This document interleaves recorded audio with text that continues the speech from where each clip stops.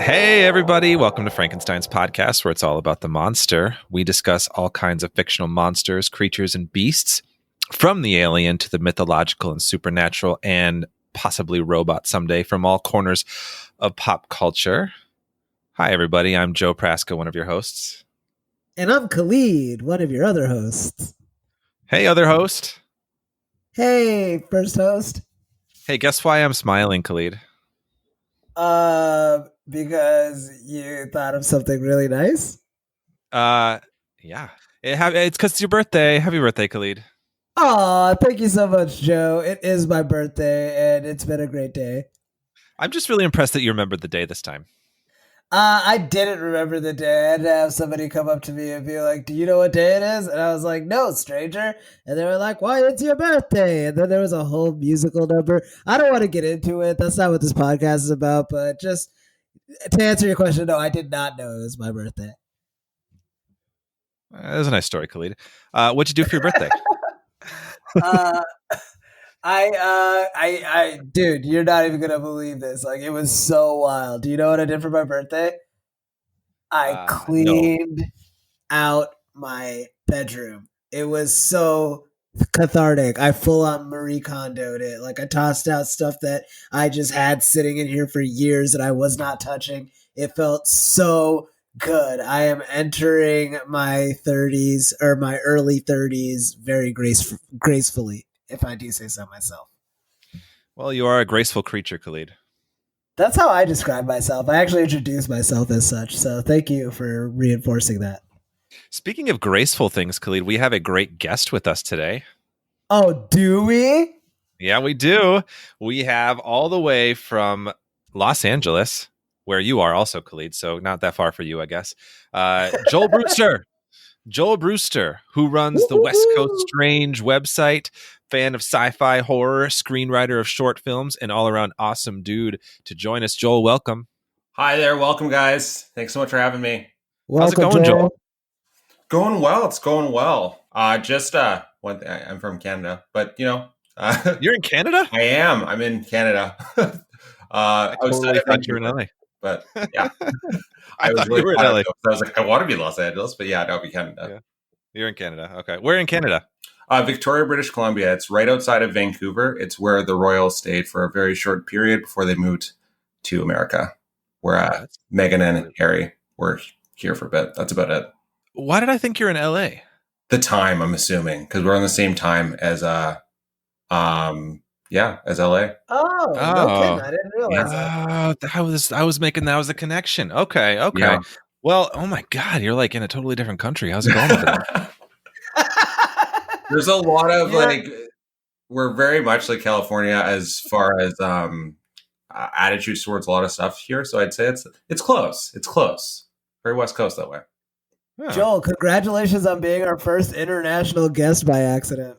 Ooh, I'm very excited. Thank you so much. Yeah, this is huge. We had an international guest, but you're our first international guest by accident. I love it. Yeah. Joel, I'm interested in some of your short film screenwriting. Could you tell us a little bit about that? Yeah, so I've written some short films in the past. Most notable, one of them, The Man in the Rabbit Mask, was a short film that I've been trying to turn into a feature for some time, and hopefully we'll be able to. And I'm a really big fan of just lore in general. So I've just been trying to write my own monsters to hopefully be your first guest with the feature film on here to talk about my monster. It's my goal now. So that's where I'm aiming. But yeah, I write what I like to call like Pacific Northwest horrors. So I just like to write movies that kind of take place in this sort of area and monsters in that retrospect. So that's kind of what I do for short and feature films, really. That's awesome. So anyone listening, go check out on the West Coast Strange website, westcoaststrange.com. There's links to the films. So you've listened before, Joel. I know you're a little bit aware of how this podcast goes. We have a couple guest questions for you since this is your first time joining us. Are you ready? I am so ready. Awesome. All right. Well, first question is a two-parter. Okay. Any corner of pop culture. Okay. What's your favorite monster? And if it's not the same, what's the scariest monster to you? Okay, so I came prepared. So I do have a favorite monster, and then I do have like this what's scary. So they are separate. So my favorite monster is Topsy and Bopsy from Lovecraft Country. They like the two twins in there. I'm not sure how. Yes. Yeah, those were that's my new. favorite monster now. Yeah, they just knocked off the top spot before. Now that's my favorite monster. Everything about that episode was really cool, and they were just a horrifying thing you just couldn't really escape. And then what I think is the scariest monster is Art the Clown from the movie Terrifier, because he's a complete slasher monster, but at the same time had a couple twists that I don't want to have as spoilers, but yeah, I think he's one of the scariest. Cool choices. My wife and I just finished Lovecraft Country, and we disagreed on that episode. She didn't love Topsy and Bopsy, but they freaked me out hard. I don't know what about them just like got me. I was just like, every time. Yeah, it was the score that killed me, but also they reminded me of the monster from It Follows, but just the way that they just moved and everything was just absolutely terrifying. I gotta take your wife's side, Joe. They reminded me kind of just like TikTok dancers. Really? Oh, they scared me. I was like, I could see them doing those moves in front of a like cell phone in the bathroom and going viral. With that being said, I could completely see that being like a TikTok challenge. I'm surprised it didn't happen. The Topsy Mopsy challenge. I could see that happening now that after this podcast, I'm sure it will be a challenge now. We are influencers. Never say never. Yeah. Second question, I guess second and a half. I don't know. We'll go with second question. Okay. So what would you say is sort of like your defining geek traits? Like what are you obsessed with? What makes you geeky? What's your favorite like franchises or your nerdy passions or what have you? Okay, I've got a couple of things that make me geeky. I'd say that number one, I'm a horror enthusiast, but outside of that, I'm a DC Comics nerd, which is rare now because a lot of people have just obviously switched to Marvel for the MCU and such. But I'm a big DC fan. And then I've got one last one that's really weird. I'm a tarantula hobbyist. So I own 3 tarantulas, which I think is pretty geeky. Wow. Do they have names?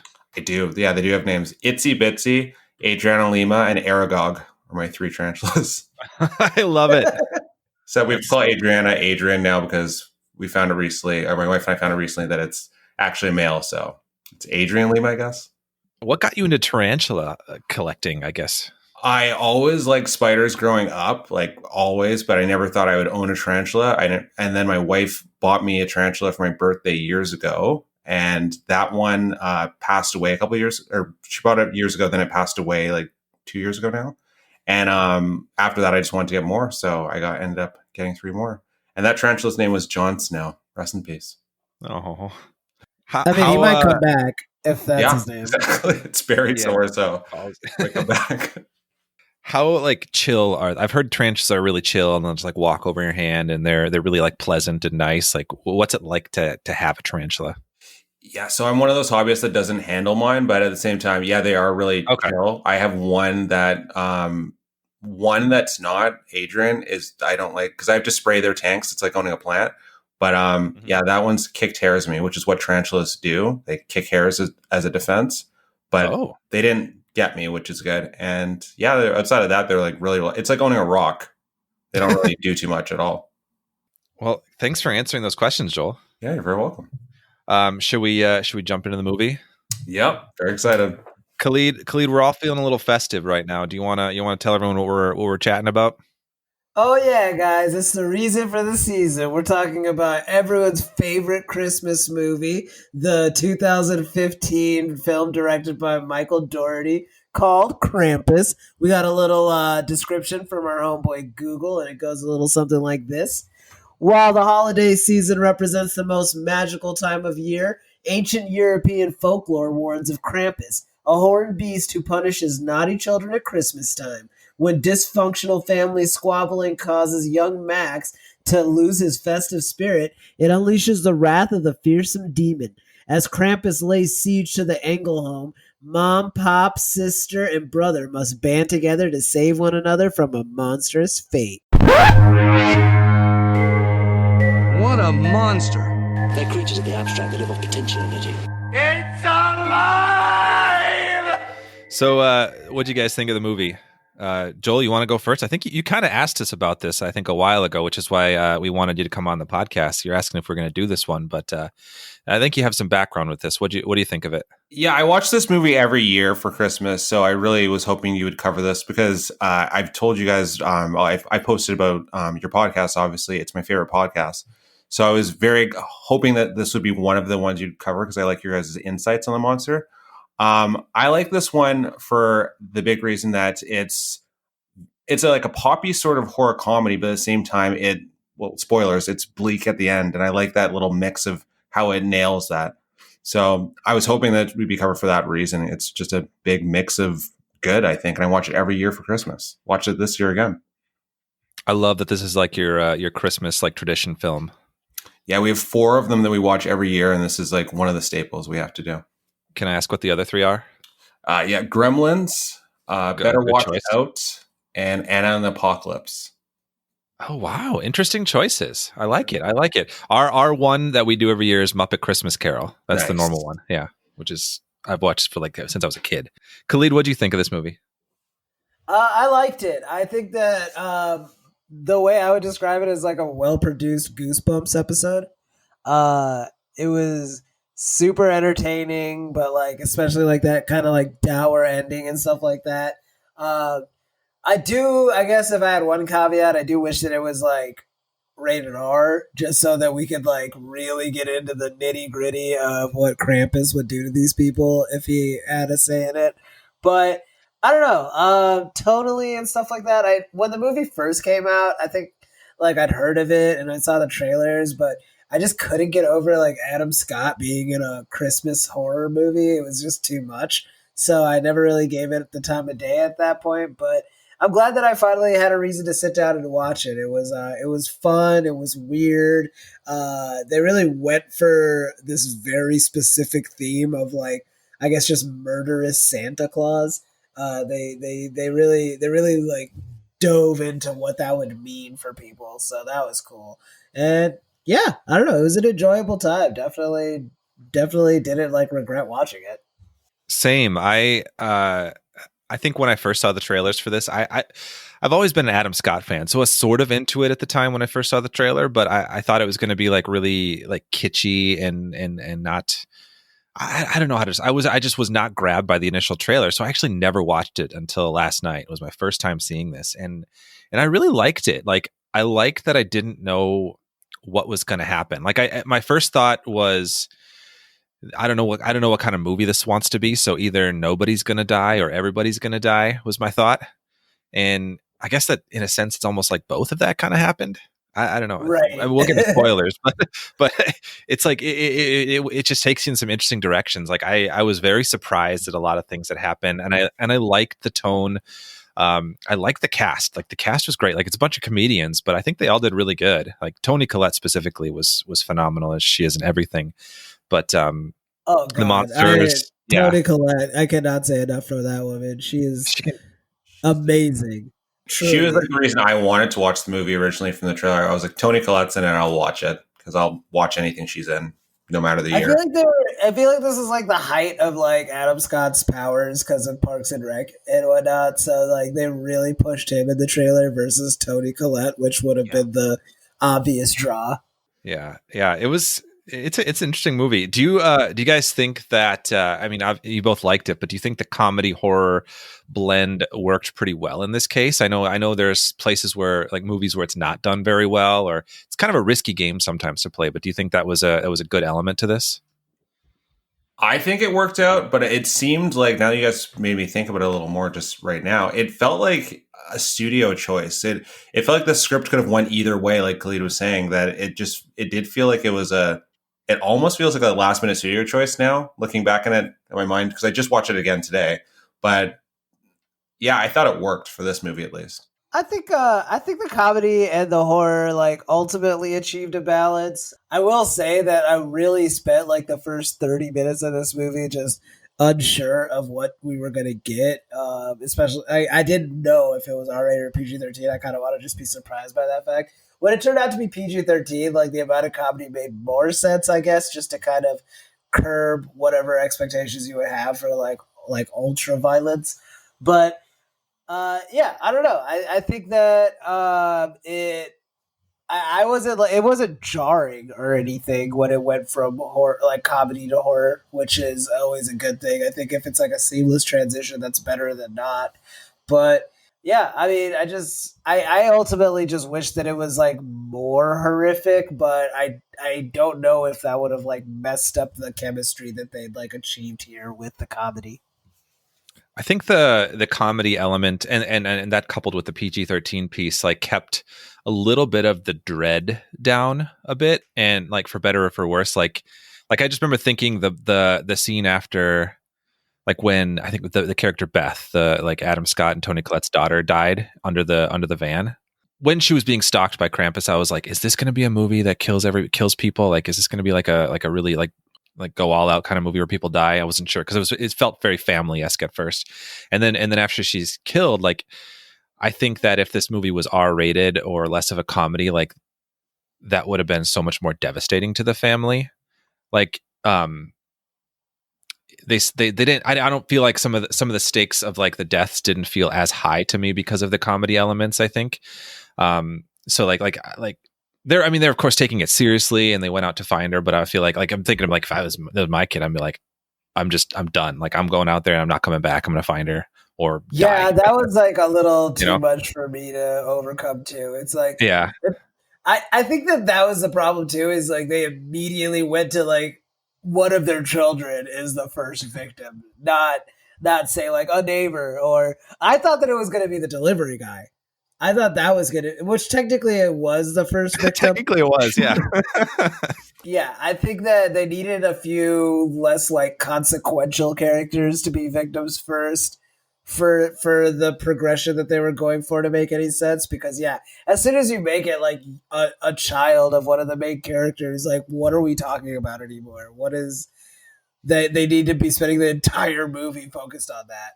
Yeah, and I think with the comedic element, one thing that was lost is that when they'd come back after the dad and the uncle had come back after he'd had his leg torn by something in the snow, and then the grandmother tells the Krampus story with that awesome animation, which I really did like, that when she tells that story, he was still like, oh, I don't believe that at all. Like, you just got attacked in the snow by something. Like, that was like obviously not natural, and you've seen a bunch of different crazy things so far, and he didn't believe it at all. I thought that was really more of the comedic element coming in, as opposed to if it was a more darker horror movie, they would have just believed it and been a lot more scared by that point. That's a good point. Yeah, they might be the director kind of playing with tropes, right? Where it's like confronted with obvious evidence that it's supernatural, everyone chooses to just be like, nah, that's not true, until you're convinced at the very last moment. And that could be like leaning into that sort of like almost more comedic satirical element. But I was thinking like you were saying, Collette, about like being devastated about losing the daughter. Like it reminds me of like Toni Collette, like as an actress, like her reaction to like losing her kid in this one versus her reaction to losing a kid in Hereditary, like how like palpable and like horrific that was like in that movie. Yeah. But that's like so much of a more serious, like dreadful take on it, and this is like definitely not that. So it's kind of interesting to like almost I don't know what the word, juxtapose those two, you know. I mean, this movie's definitely just got its priorities like in a certain order right now. I would say just because like it feels very much like the like plot over any kind of logical character motivation for a lot of the movie. Like the David Koechner guy, it's just the uncle, for whoever doesn't know the actor's name. It's he was weird to me because he seemed like the kind of guy that as soon as anything is like as apparently messed up as the situation that they're in, it feels like he would have taken charge a lot more than he did. It was he like went back and forth between like being like cartoonishly like conservative and like gun enthusiasty and like I'm ready to do whatever, to like immediately like seceding to like the circumstances just to let them like unfold the way the movie needed it to, if that makes sense. Yeah. Right. Yeah.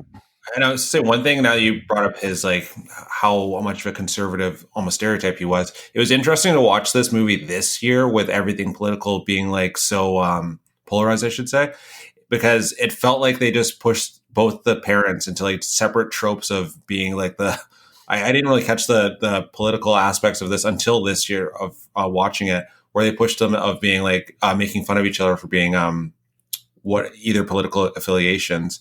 And like this year was a kind of obviously pointed out a lot more to me than the previous years where I just didn't notice that. I mean, this is from 2015 to think about. This is from 2015 to think about that too. It's like 5 years ago. But yeah, that does feel a lot more meaningful. He was driving a Hummer in 2015, which is insane. Like even then, that is an aggressive move. It's because like Hummers like came to prominence like when like we were all in like high school, middle school, like 2010, 20 or 2008, 2007, like so like by 2015 to still have a Hummer is insane. And bringing guns to Christmas too, and the whole shot he took at Adam Scott's character is like, yeah, that when he's like, oh, this gun's heavy, it's like, yeah, that's my wife's. Jeez. He was a very specific stereotype of this. Yeah. Or like when they were like, what is it? And he's like, probably terrorists. Yeah. Oh yeah. And the dinner scene felt real though. Like, even though they were kind of caricatures, but like, I was like, the awkwardness of that family dinner did kind of feel realistic. Yeah. Yeah. That was good. I think the family dynamic stuff is all on point. It's pitch perfect. And I mean, I don't think I'm the only one that picked up on this, but let me know. Like, I got big Home Alone vibes in that regard. Yes. It's so much about like, because like I think that's like the like thing that nobody ever really gives credit to Home Alone for is just so deftly understanding why the holidays can be such a stressful, like annoying time for some people. Where it's like, yeah, okay, I get it. They're my family, and I'm supposed to love them, but they're also people with their own like lives and interests and priorities, and that can make them suck to me. You know what I mean? Like. It can be a very crappy time to be like stuck in a room full of people that like you don't necessarily agree with or get along with. And especially like if it's like a time of year that you're supposed to be happy, which is like so jarring. And this kid's problem is like so universal in that way. I think it works in the same way that Kevin McAllister's worked all those years ago. Yeah, and it was interesting to watch everyone at that table let him get bullied and have that letter read out that he didn't want to be read out. And his sister's like, no, knock it off. Don't reach across the table. And he reads out the saddest Christmas letter I've ever heard about wanting his family to be together. And no one really stopped him. And no point. Not even the kid reading it, which is like, okay, fine. It's a kid that like is a little too old to believe in Santa. I get that. But he's not asking him for like a PlayStation 5. He's asking for like his parents to be happy again. What are you doing? Yeah, and like nobody stopped it. I was like, please someone help this kid out. Even though I've seen it like a couple of times now, I'm still like, oh, every time that part always hurts me. I'm like, oh, that poor kid. And then from there, it just, goes from bad to worse for him. I did like circling back to like how this could have been an R-rated, less comic movie. I like that for being like a holiday movie, like it is still grounded in being kind of fun, right? Like I think Joel, for you, like, or for me, if I were to make this like a staple of like a yearly holiday tradition to watch, like it's more fun to watch because of the comedy and cheesy, campy elements of it. Like I think that would add to like a more like rewatchability for it for me. Yeah, it definitely does. And this year was different because I watched it with my mom, which is a person. My mom does not like horror movies, so I was like, "Oh, it's a comedy. It's got comedy elements to it. You'll like it." And she liked it right up until the final frame when she realized that it didn't really work out for everyone, and then she was a lot less enthused about the movie. And it was funny because I was watching her get that reaction, right, to see how she'd react to it, and then she's like, "This is a great Christmas movie," right up until the last scene, and then she's like, I'm never watching this again. But I love it. I watch it every year, and it's just I love it. Yeah, it's kind of like when you think of it, it's almost kind of like It's a Wonderful Life, like horror version, right? Like, because I mean, like a sort of almost like a tour of like if your wish came true from in the worst ways possible, you know, but like also Christmas themed. Yeah, very Monkey Paw that way. That he wished for the perfect Christmas, and he just ends up getting the perfect Christmas, but. I guess forever. It's really vague on left on that. I guess they're just in that globe celebrating Christmas every day. Okay, let's go to the ending. So like, it's clear by now there are spoilers in this podcast, but that ending, I actually thought it was more ambiguous than maybe you might be implying. So Joel, tell me your take on the ending. My take on the ending is that they're in the underworld and they're celebrating Christmas every day in a snow globe.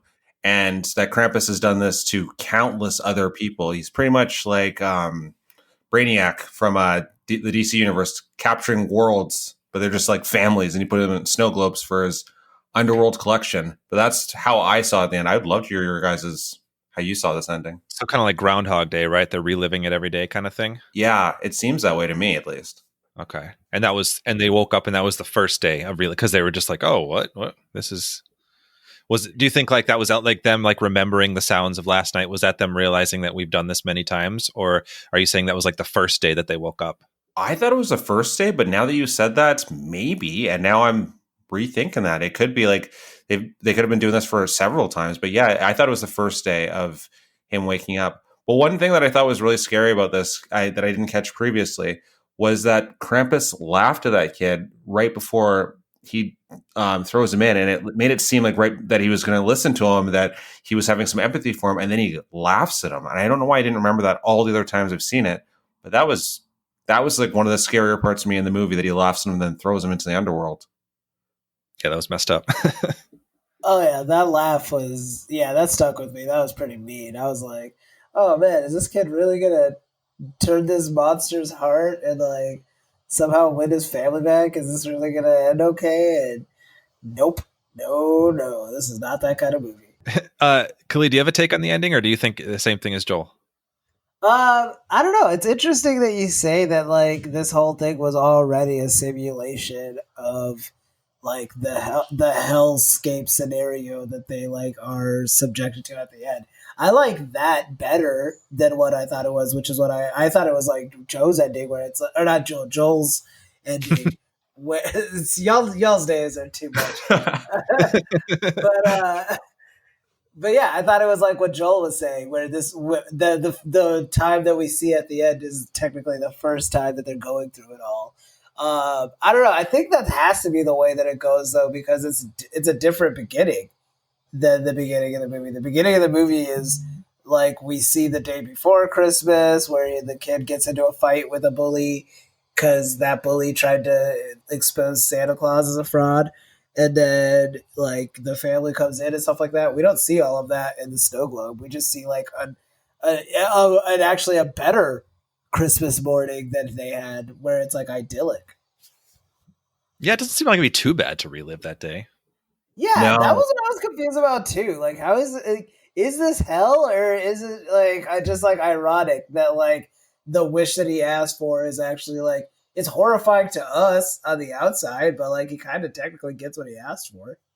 Yeah, it was really interesting. I thought it was another scary moment is when their faces, when they all realize what's happened, and it just plays back all their thoughts of what they said before throughout the movie. That part was scary too. And the concept that a baby is going to be stuck in there forever as a baby, and the dog too. Oh, and the whole family, but like the baby being stuck there forever. I was like, that's pretty scary. Yeah, it's like depressing. Yeah, no one was saved. So I actually thought that there could be another interpretation that's a happy ending. What is the happy ending?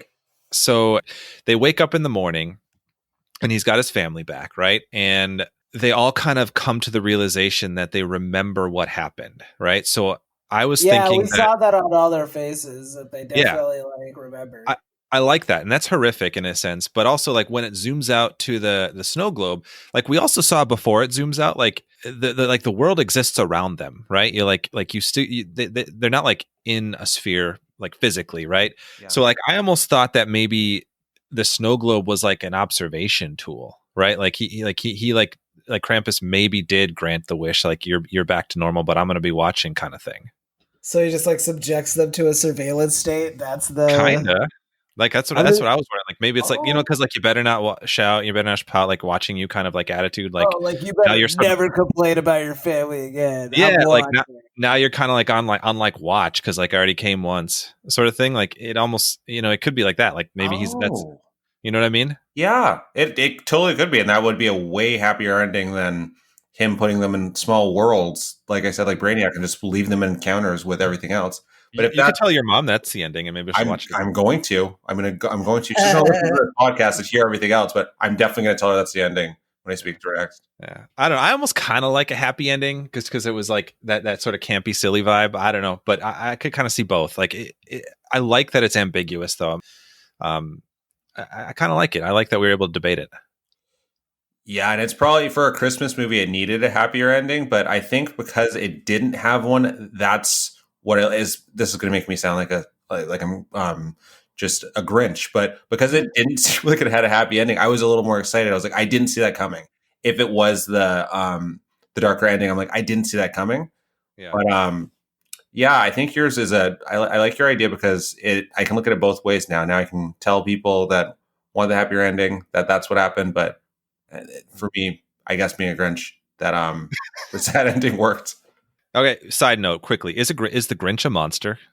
Yes. Oof. He's either a monster or just like, I guess, like a different race than the Whoville people. I think the person who's singing the song about him being a mean one is probably the biggest monster of the whole thing because he's I agree him the whole time. Guys, is the Grinch black? He's the one black person in Whoville. That's totally true. Well, that's what I'm telling everybody now. Oh, wow. All right. Yeah. Sorry about that detour, but I was curious. A lot to think about. Yeah, I know. I'm sitting here contemplating thinking Grinch now. Yeah. Well, we got ambiguous ending and is a Grinch a monster? We got a lot to chew on in this episode here. Yeah. I don't know. I like it. I like that we're able to like kind of disagree on the ending, and I hope I didn't ruin it for you, Joel. If you like the darker ending. No, you didn't at all. Actually, it really expands on it. Now I'm going to think about it more because before I thought it was pretty cut and dry, but now that you said that, I'm like, well. And next year when I watch it too, I'll just definitely have to think of both endings. Yeah. Which one was your favorite cousin? Your favorite cousin? Yeah, which one was your favorite cousin of the three? Or I guess four. Augustus. That's Is he literally named Augustus like the kid from Charlie and the Chocolate Factory? Like Augustus? No, it's Howie Jr. Howie Jr. Yeah, the one I kept thinking of him as Augustus though. Yeah. Cousin of Willy Wonka? Yeah. He does look like Augustus. That's awesome. Yeah, and then like just drawn to the little like gingerbread man monster in the thing, like kind of like the chocolate river scene. Like he just wanted to eat a gingerbread cookie that was dangling from a chimney so bad. Right. And he has no words of dialogue the whole movie, which I didn't catch till this time. Like he doesn't say a single word the whole movie. It would have ruined the mystique. He's perfect now. He never said anything. I like when the aunt gives him booze. Yeah. Rest in peace to that actress, by the way. She passed away this year, maybe a month ago. Her name? Very recently, yeah. Oh, she was great. She had my wife's favorite line that she texted to you, Khalid. Remember that? Oh, yeah. I haven't been this hungover since the Pope died. Yeah, that was Nikki's favorite part. I'm getting that crocheted. She also had the one F-bomb, and it was a well-used F-bomb for a PG-13 movie, I thought. Oh, it absolutely was. Yeah. Wait, what was it again? When did she use it? It's when the grandmother said something in German to her, and she said, "We're fucked." Yeah. That was a great moment. Interesting choice for the grandmother to speak German to everybody, and everyone just responds back in English. But I liked it. I liked the way that they did that, and I liked how they did the subtitles. Sometimes was what I was going with this. I enjoyed how they sometimes there were subtitles for it, and other times it was just translated, and I liked how they did that. Yeah, they did that like Star Wars thing where it's like an alien language, but like you just like know you just know what they're saying based on responses. Yeah. Do you guys like the interlude with her backstory? I really like that animation. I loved it. That was one of my favorite sequences in the movie. That was so cool and so like beautiful and well done, like fairy tale-esque. It was like for those of you listening who haven't watched it, like there's this interlude that's the backstory of the grandmother in Germany when she first encounters Krampus as a young girl, and it's all in this animated style that's kind of like evocative of the like kind of like those Tim Burton like stop motion animation movies, like Nightmare Before Christmas or something like that. Yeah, and I got Coraline vibes. Coraline, yeah, and it's just so cool. Like it's so like it feels more fairy tale-esque, but still like one step firmly in the horror. And how it was placed in there reminded me, and this is a weird thing to kind of connect to, but it reminded me of in Kill Bill with the Ren Ishii story, when they did that animation, that anime section in that movie, telling you Oh, back to yeah. it. Yeah. It kind of reminded me of like it was that well placed. I thought of an animation in there because it just was unexpected the first time I saw it. And I love it every time I do see it. I'm just into it when movies have like animated interludes. Like I think that's just like a really cool like I don't know why I don't say the word trope, but like thing that I'm just going to be sold on. I just decided that now. I'm just going to be into that whenever it happens. Yeah, me too. Yeah, should we jump into monsters? Oh yeah, Let's do it. So the titular monster of the movie is of course Krampus, but this movie is not lacking in monsters. There are certainly countless monsters in this movie. Well, I could count them, but there's a lot of monsters. But the cool thing about, I think, I don't know if you guys agree with me, is like the majority of these were practical effects with just like a little digital enhancements to kind of like put on the finishing touches. So like Krampus himself was a costume. The elves were costumes. The Jack in the Box monster was mostly practical. And Mike Dougherty, I was reading an interview with him, said that he has kind of had the philosophy of like try to get as much as you can on camera and then use computers when necessary. Sort of like, I think like Cornish said the same thing back with Attack the Block when we did that episode, which was kind of cool. But he also I also have another quote from him where he talks about how some of the actors didn't know, or like the actors in general didn't know what some of the like creature designs were going to look like. So like the costumes and some of the like props and like some were animatronics, some were props, some were puppets. So like the actors didn't know when some of those were going to look like. They knew they were going to come out. So he kind of mentions how he took like a cue from like Ridley Scott with that chest burster scene where the actors didn't know what the chest burster was going to look like in Alien. And so like some of the moments of like shock and horror were like kind of genuine, which I thought was super cool. And it's just something cool you could do with those practical effects that you can't always do with CGI. So, but what do you guys think of the effects in general, like the monster creature effects? I like the practical stuff more, like just seeing like the cool like robe hanging off of Krampus. My favorite was actually the Krampus introduction when he's going after the sister. That first scene where we see him and he's leaping from like rooftop to rooftop. I think that was like the promise of what this thing could do to them. Based on that introduction was like super exciting. And usually with these movies, they like to really like. Especially at the beginning, be very sparing with what you see of the creature, but being able to see Krampus do all of that before he got into the actual like mayhem of the movie was so fun, and like I was very glued to those scenes. Yeah, I thought Krampus as well as like and I love that scene too. That's such a scary. It just showed you how powerful Krampus is, the whole thing too, just right off the go there. But I thought all the monsters were so well done. I thought they did a really good job of mixing the CGI in there, because the gingerbread men were really, really, really cool for CGI, and then that flying doll winged thing was a horrifying, weird creature that I don't even really know what to call it, like the baby wing thing that attacked them in the attic. Oh yeah, that was terrifying. Yeah. So I thought they did a really good mix of both there, but. Yeah, that whole attic scene, outside of the roof jumping scene, which is probably my favorite too, that attic scene where they fight like all the toys from the bag was great too. He's like, bear, what? Bear. Yeah.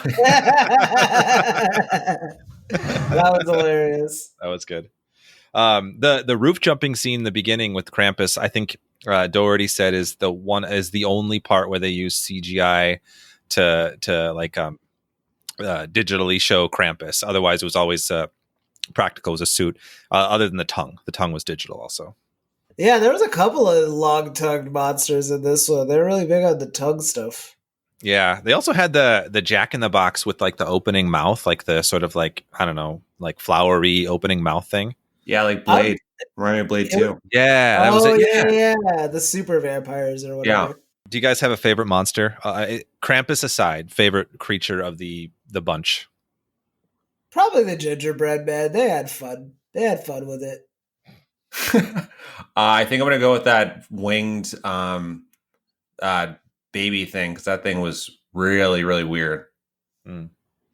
I will say though, of all the monsters I've seen in horror movies, thinking about it, I think Krampus and his group there might be the most overpowered. I don't think they stood a chance whatsoever. There was nothing really that seemed to phase them. It seems like they were able to take out the small ones, but Krampus and the elves could have just walked in at any time.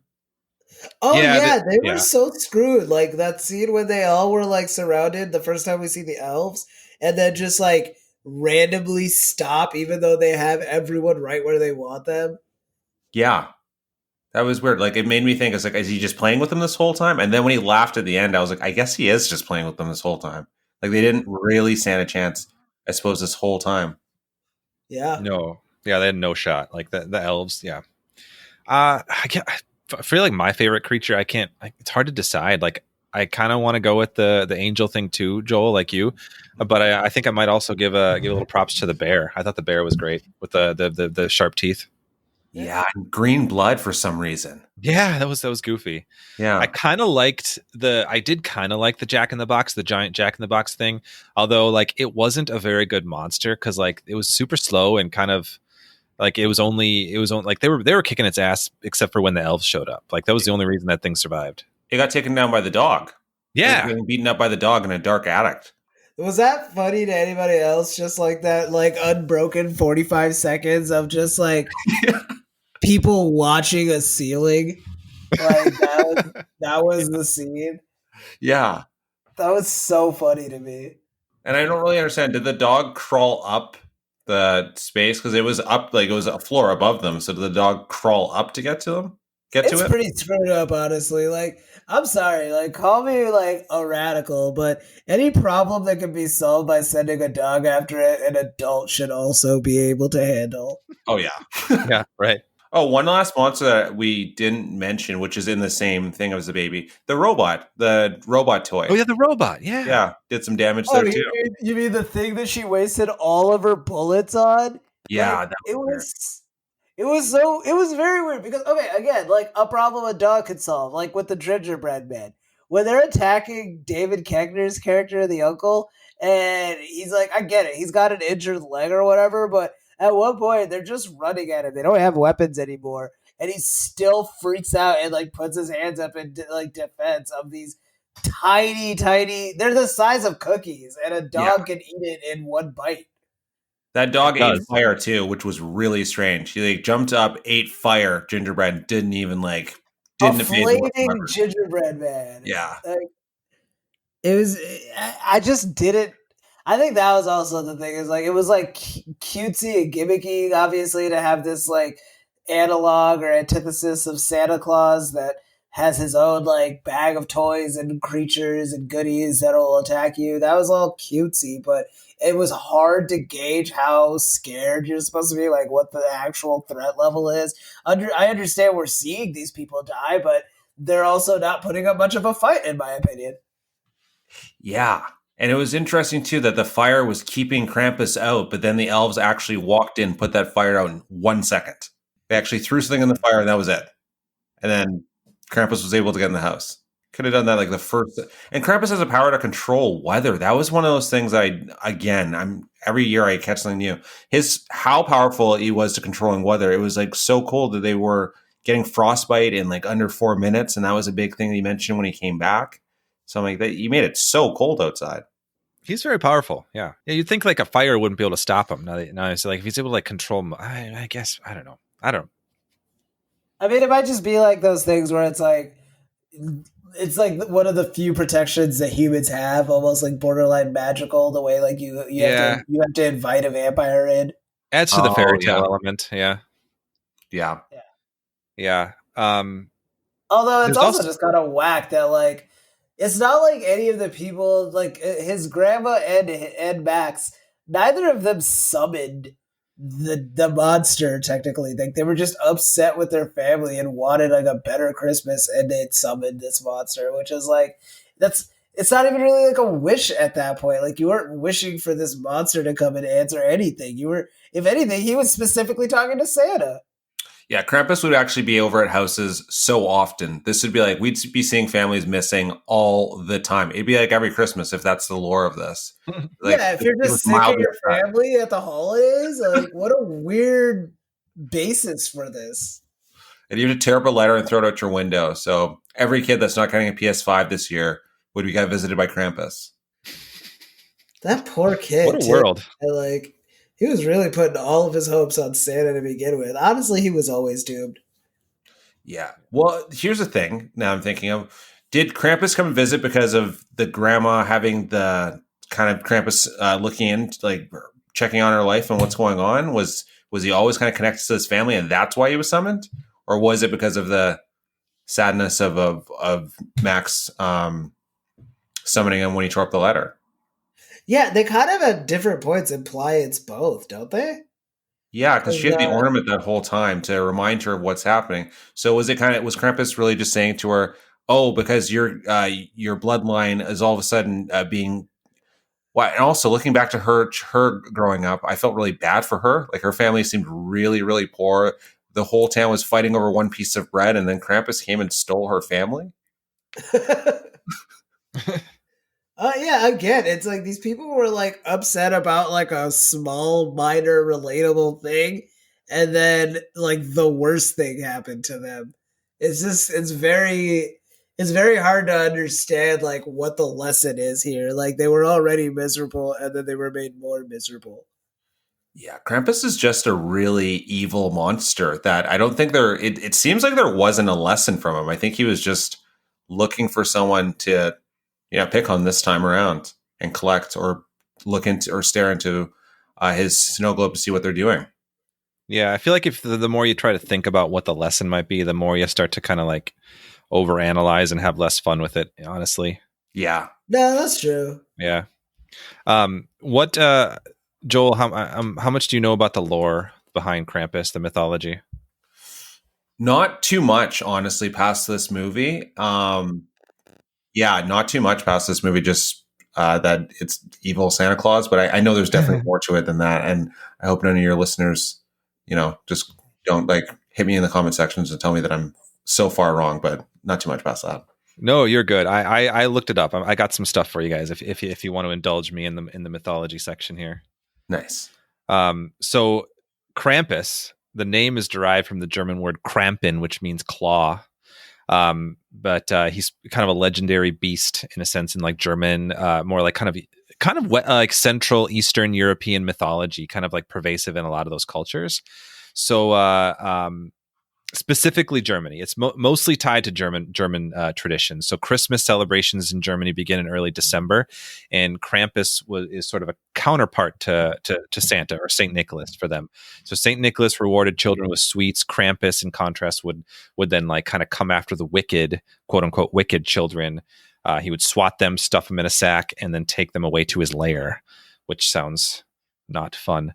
But according to folklore, Krampus shows up in towns the night of December 5th, which in German is known as Krampusnacht or Krampus night. The next day, December 6th, is Nikolaustag or St. Nicholas Day, when children look outside their door to see if the shoe or the boot that they left was filled with candy or stuff. It's like kind of like those wooden clogs they put out. My grandma used to talk about doing that. She had a wooden clog, and we never actually practiced it, but I remember she like brought that up sometimes because like my family was kind of like Dutch heritage, and so that was something in our family a little bit too. But it's all kind of rooted in this like kind of like early December sort of like holiday traditions, not quite Christmas as we know it in that sense. But Krampus actually went away for a while because like in World War II, like the Nazis didn't want any part of Krampus. Weirdly, they didn't want any part of that. It was sort of like kind of seen as like a negative thing, so it was kind of banned and talked out of pop culture. But it's since like kind of seen a resurgence, and in like Austria, Germany, Hungary, Slovenia, and like Czech Republic area, they have these big festivals. I'm trying to look at the word here. It's online. I have it. It's Krampuslauf or a Krampus run, where they'll have like festivals on like December 5th to like have like this big fun run where everyone dresses in like horns and wears like Krampus outfits, and just it's like just a celebration of the concept of Krampus, which is sounds like it'd actually be kind of fun. I might be down to go for that. Yeah, I think that'd be fun. Like we were in Paris for like one of the Christmas markets one year, which was so cool, but I almost feel like to counter that now I need to go to like Germany for like a Krampus festival. Yeah, is it in like bigger parts of Germany, or would I have to go to a very small town in Germany to go to that? Because I definitely want to go to that once the world is not what it is. But great question. Smaller or bigger places. Yeah. I got this. I got all this from a National Geographic article, but I'm gonna look up that specific thing and see where they take place. Krampuslauf. So traditional parades and events. Krampus run around the Munich Christmas market. Oh, Munich Christmas market. There you go. Yeah. Oh, yeah. There's a whole bunch of them. Yeah, and then there's like people like there's images of people getting their picture taken with like horrifying like horned creatures and stuff. That looks like a blast. Yeah, it sounds like a blast. Yeah, we should do that. Once when things open up, we should do that. We should do a Frankenstein's podcast remote episode from a Krampuslauf event. Khalid, what do you say? Yeah, my ticket's already booked. Count me in. I'm inviting myself to that one too. That sounds amazing. Yes, you can be part of that one. But that's kind of it's kind of like the it kind of rooted. It's actually seems like it's rooted in like more pagan mythology that was sort of brought into some more modern settings, because it seems like the sort of like goat aspect of it roots back to actually some like Roman or actually not even Roman. It's Norse mythology. It sounds kind of interesting. For those listening, I'll post this National Geographic article in the show notes so you guys can look at this too. But it's pretty fascinating. There's some videos and a lot of information about it. But I think it's such a cool like story or like myth that it's just like ripe for movies to like there are a ton of Krampus movies out there, but like this is kind of the only like really like big budget, not even that big budget, but kind of like mainstream one that's been made. Kind of surprises me that there isn't more. Yeah, I haven't checked out. Have you either of you checked out the other ones that are out there? No, the only one I'm interested in is the one that's called A Christmas Horror Story, where William Shatner plays a radio host. That's what I want to see. I've heard that one's really good. Outside of that, the rest of them don't look good. No, they don't look great. I haven't heard anything about Krampus movies besides this one. So I have a Krampus question for you both, based on this movie monster. Mm-hmm. Did you think that his face was a mask, or like, I know like obviously it's practical effects, it's a movie, but like as far as Krampus the monster goes, do you think that his face was a mask because of the way it didn't move, and that like the actual Krampus is underneath that mask? Because it kind of like in universe. Yeah, in the universe, not in the actual movie. Not me. Yeah, because I just took it as that's his face. Oh, that's its face. Okay, because when I was looking at it and the way it didn't move and everything like that, the way it's always like left open, it looked like it was a mask on top of the monster, and that's why the eyes were so kind of goat-like. I could picture it looking more like a goat-like thing, and then having that Santa-looking Krampus face on top of it as a mask. That's a really cool idea, actually, Joel. I guess I thought it was more like a rigor mortis thing almost. No, like what if it's like a hideous goat monster, but wears this sort of like contorted, like dark Santa Claus, like human-esque face on top of what it actually is. That's how I saw it. Yeah, that's really cool. I don't know. I saw it more so this time too, around because of the elves. The elves have masks on when they come in, and they seem like they're masked creatures covered up that way too. So I thought, oh, maybe Krampus is too, but he has more of a human sort of mask as opposed to their. I can't remember what their masks really look like now, but as opposed to their actual masks. So I just wondering that. I was just going to ask you guys that. Yeah, their masks kind of reminded me of like the mask you see at like like on top of like theater, where it's like the sad and happy mask. Yeah, they reminded me of that. But yeah, that's a really great point, Joe. I don't know, like. I kind of like that maybe Krampus doesn't actually look like that. They're saving his real face for the sequel. Should make Krampus too. I heard there was a rumor, and maybe Joe, you know more about this, or maybe Khalid, you know more about this, that they were hinting that they were going to do an Easter Bunny themed movie as well. That would be in keeping with, I think, this director, Mike Dougherty, right? Because he also did Trick or Treat, the Halloween themed one, and he did a Christmas one. If he did an Easter one, like he's just the holiday horror guy. That may be what he's going for. That'd be really cool, because there was one throwaway line about that, I can't remember which character said it now, but there was one throwaway line about an Easter Bunny in there. And then from there, I heard someone say it was a hint. I can't remember where. Someone on Facebook said that was a hint towards another movie that Dougherty was going to do. And I'm like, I would love to see that. Yeah, that'd be kind of cool. I was kind of scrambling. It's kind of a side story, but I was kind of scrambling a couple weeks ago to try and be like, is there a monster Thanksgiving movie that we could do for Thanksgiving? I found one where there's like monster like turkey head people, like monster like mutant turkeys, but I didn't think I found it in time for him to make a podcast episode for Thanksgiving next year. I'm excited to see that episode and also that movie. Yeah, Easter. I'm googling it right now. Mike Dougherty Easter monster. I'm not seeing anything. Come on, Mike. Well, if he's listening to this, do it, Mike. Yeah, Mike, what are you waiting for? Speaking of waiting for things, Khalid, bears are notoriously good waiters because they hibernate. Does this movie pass the 4 bears test? Man, you really clawed your way out of that one. I think that was a good one. That was a good segue. Man. Thanks, Joel. Yeah. That was sweaty. That was sweaty, Joe. I thought it was great.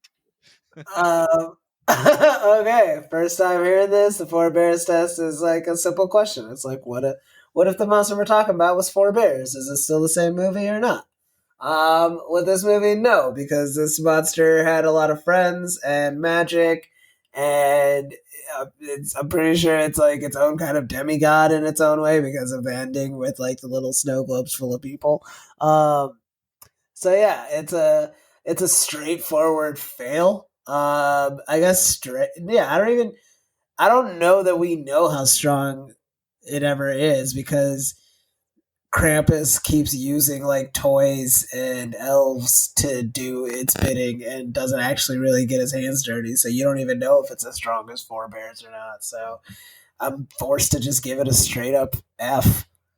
Yeah, that's fair. Yeah, I think I agree with you. Yeah. Good point. Take Krampus by himself out of this movie, Khalid. Okay. Done. No, what are we, like toys? The toys, his minions, like elves, for example. Take the elves by themselves. No Krampus leading them. How about them as the 4 bears test? Again, you don't really get a metric of strength. Like it's kind of goes back to what I was talking to about. Like the only creatures you really see like doing anything that like takes effort are like the smaller toys, which are weaker than 4 bears. This might be I don't know. I mean, maybe it's not the first time the monster's been weaker than 4 bears, but it's the first time it's been like this much weaker. Where I spent a lot of time wondering why these fully capable adults weren't like besting them more. They were for a little bit, but it was almost like frustrating. Like when they were fighting the Jack in the Box guy, I was like, just hit them with the axe, like hit them harder. Like you could do it. Like they were waiting or like waiting for quips. Oh yeah, sometimes. Allison Tolman's mom. Yeah, Toni Collette's sister, the aunt. Yeah, when she like literally that valuable second she wasted on a quip right before the monster. When it's the Jack in the Box monster slips right into the vent. It was so frustrating. This thing ate her child. Like, does that mean nothing to her? I still think you got to give some credit to the director though for like having the quip and then not having the monster wait for it though. Like that was almost part of the joke. Like, oh, they made a quick quip, but it didn't work.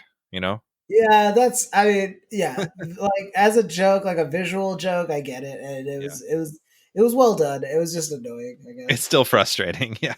Yeah. The kids were pretty useless too when the gingerbread man was grabbing the one kid up and pulling him up the chimney. Kids just stood there the whole time. It reminded me of the movie Jurassic Park when the one girl's trying to hack and the other kid's just standing there with his hands on his head. They were just completely useless that entire time. I mean, the kids were useless the whole movie. But thank you for bringing up the chimney scene because that is where I like really got to give all my props to Toni Collette, especially after what you said, Joe, about them not really knowing what these monsters are going to look like. That look of like sheer terror on her face the first time she sees the gingerbread man with like a bite taken out of its head, dangling from the chain in the chimney, like that was an Oscar moment in an otherwise like and a movie that otherwise doesn't even come close to like sniffing Oscar contention. Like the amount of like stuff that she was able to like register on her face, going from like what is that oh my God, that can't be. Oh my God, that is. Like, it just, that whole series played on her face in like a 3-second reaction shot. And it was followed up by her right after that when she heard the Krampus story, after she'd just seen that. And she was the only one with tears in her eyes because everyone else didn't believe it, but she'd just seen the gingerbread man. And again, that was another good scene for her, I thought, too, for Oscar worthy. Toni Collette bumps this whole movie up like an extra letter grade. I honestly believe it. 100%. Yeah, she is so good in every. We just need to go watch her filmography like now. Yeah, I really recommend United States of Terror. It's on Hulu. Yeah, I think it's available on Hulu. She plays a person who has like multiple personality disorder. So it's like it's a real acting showcase. She was doing Orphan Black before it was cool, is what I'm saying. Very true. I like it. She has bad luck with children in movies, I find, though. With this movie and Sixth Sense and Hereditary, she's awful luck with children in movies. I mean, nobody's perfect, Joel. If you are cast as Toni Collette's child in a movie, just know you're going to have a really bad time, though. Exactly. I mean, and honestly, that's a fair price to pay. Yeah. I'm curious, Khalid. I wanted to ask you about the gingerbread man. You seem to like the gingerbread man monsters, didn't you? I did. They had a charm to them. They were really, I don't know, anybody that enjoys their job is going to get a like thumbs up from me, you know? Nikki wanted me to ask you. So Joel, I don't know if you know, Nikki's my wife, but and she's been on the podcast before. But she wanted me to ask you if you thought they were similar to the Toadies, because she kept thinking of Toadies the whole time from Babysitter's Guide to Monster Hunting. I think they're similar to Toadies, but because this movie was a little bit edgier in the horror department, not much more edgier, but it was edgier. I think that their antics played better. You know, they did just enough to distinguish themselves from being a straight up Minions ripoff, like the aforementioned Toadies, is what I'm getting at. Because you know, the Toadies are never going to shoot a nail gun at somebody's head trying to kill them.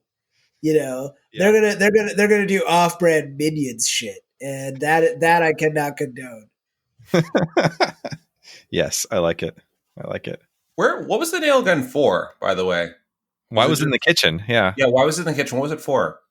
I don't know, it was like I don't celebrate Christmas, Joel. I just assume like heavy hardware is used in some kind of ritual. Yeah, the kitchen. Yeah, that's what we do. You guys and your holiday appropriate machinery. Yep. Speaking of machinery, Khalid, would you fight or would you flirt with Krampus? Why is that speaking of machinery? Yeah, take it how you will. All right, I hate this. I love it. I like that too. I think that I would flirt with him. I'll be honest. Is it a him? I don't know. Maybe I shouldn't gender him so eagerly. But I would flirt with Krampus because I don't know, like a lot for the same reasons that I liked the gingerbread man. I like the Krampus monster is that it seems to have a sense of humor about it all, and like has like a zany energy about them that I think at the very least, like if I could get over the horrifying circumstances that it's like surrounding, I could enjoy like the humorousness of it as like a survival tactic, and that could be my way into like accepting this world and life. So I would flirt with Krampus because you can't fight it. I think that this movie, if nothing else, made it very explicitly clear like there is nothing you could do to to avoid your fate with this monster. Yeah, there was no option of fight this thing whatsoever. It showed you that really quickly that he could have grabbed them at any time, really. Yeah. So at that point, you gotta just find something you like about him and really turn on your charming like wiles. Would you fight or flirt with it? Are you talking to me? Yeah. You're bringing me into your thing? I don't know. Just this once. Don't get used to it. All right. No credit to you.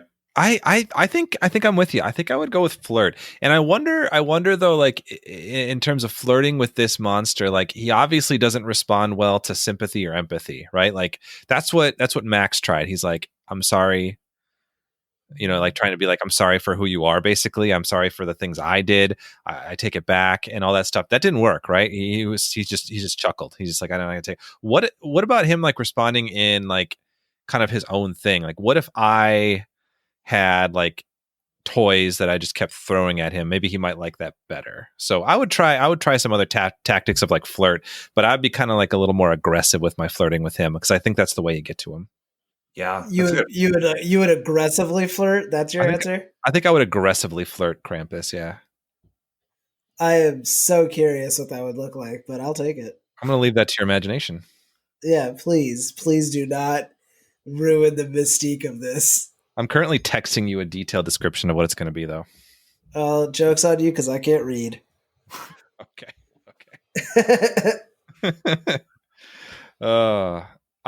This was fun. I like this movie. This is a good one to do. Yeah.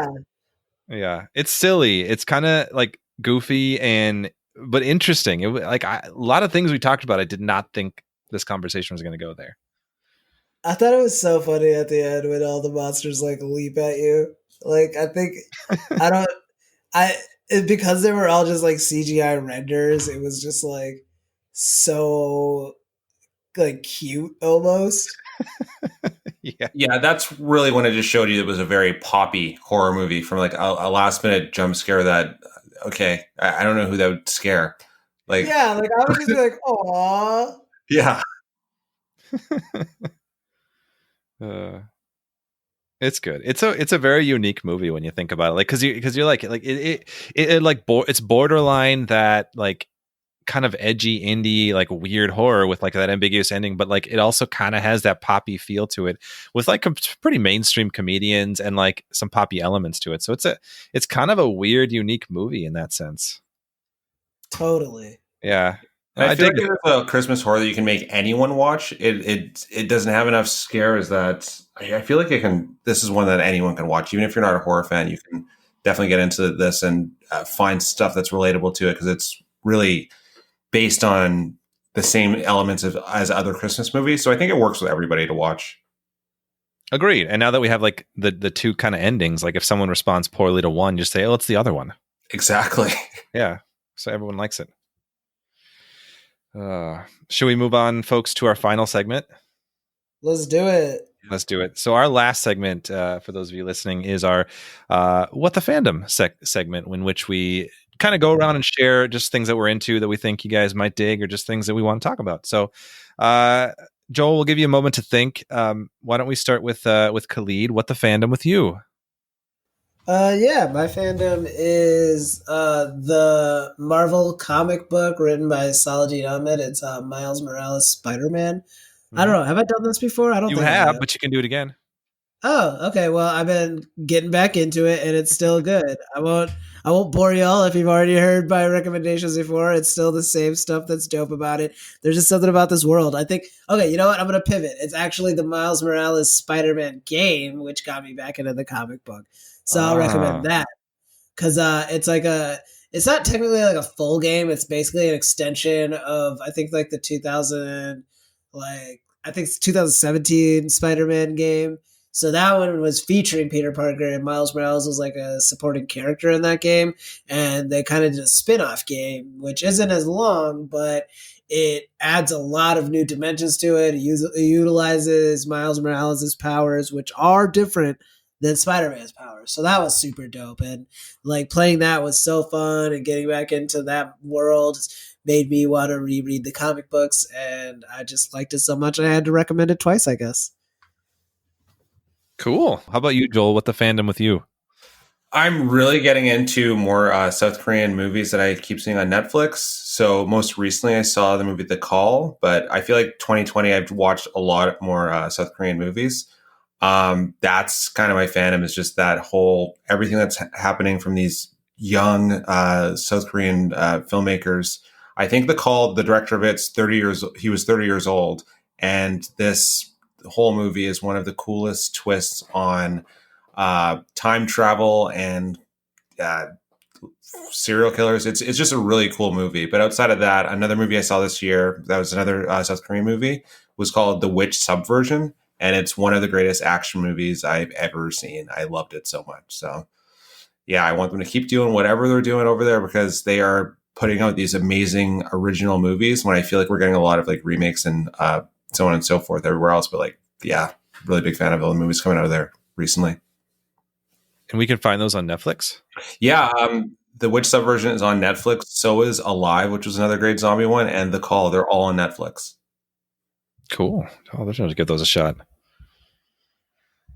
So I think for me, my What the Fandom, I'm kind of like in between things right now a lot. Like I've finished a book recently. I've not currently like I'd finished Lovecraft Country. I finished like a lot of shows I'm watching, but my one thing that I just started that I guess I'll plug doesn't necessarily need plugging, but I started the 11th book in the Wheel of Time series by Robert Jordan.